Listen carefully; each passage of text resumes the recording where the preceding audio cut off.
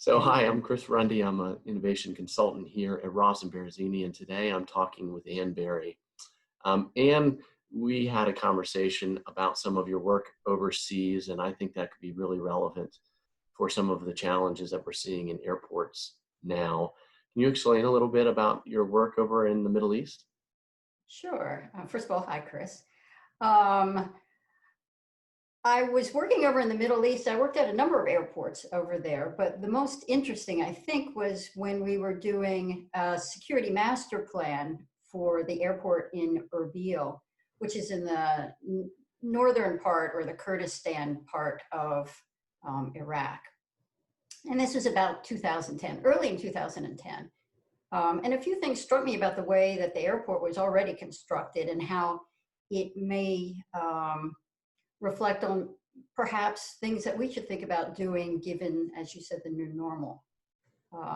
But before I even tell you that, I just wanted to note when I was thinking about this, I think we were probably during the H1N1 epidemic at the time. So when I landed in Erbil in the middle of the night, the first thing they did was take my temperature. So, and they let us progress as we had normal temperatures. So it's funny how things kind of go around. So that was a practice even back then that I know we're talking about implementing here at our airports.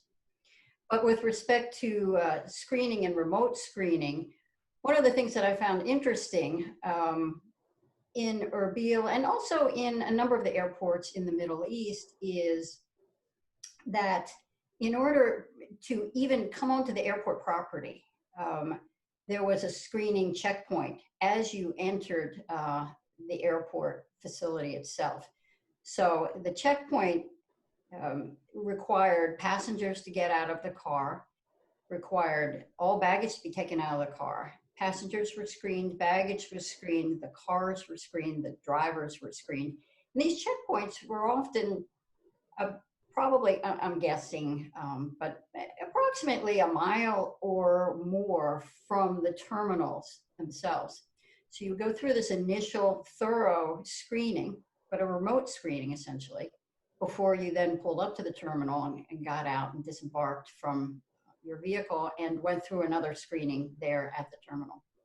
So as you and I were talking, the concept of having the remote screening away from the actual airport facility before you got into the terminal space may be somewhat applicable to our lives these days, in which one might consider doing a health screening in a remote location before arriving at the airport.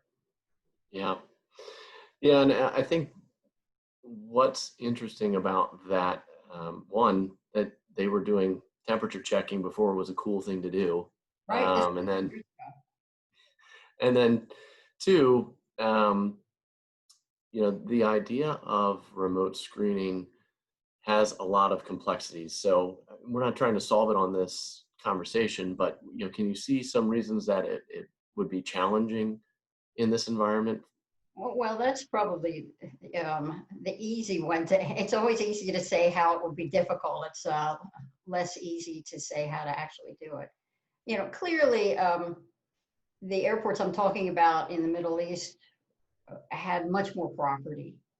Many of our airports are located in urban locations. I think of Washington National Airport. It's tucked right in Northern Virginia, right next to Washington, D.C. and the Potomac. So there's no real space where you could have a remote screening area before you enter the actual property.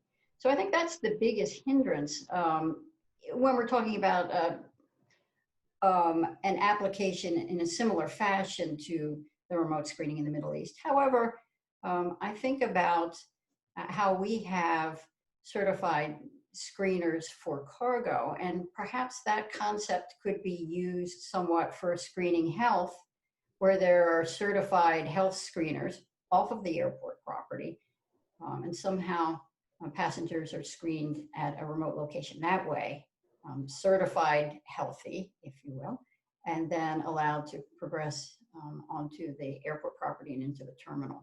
That's awesome. Well, I mean, there's so many moving pieces here that we're learning about in the COVID-19 realm and era. And this is a great idea. So I think what we may do is follow up with you on more ideas on how we can address this challenge in airports and how we move forward. But thank you so much for sharing what you've done. My pleasure, Chris.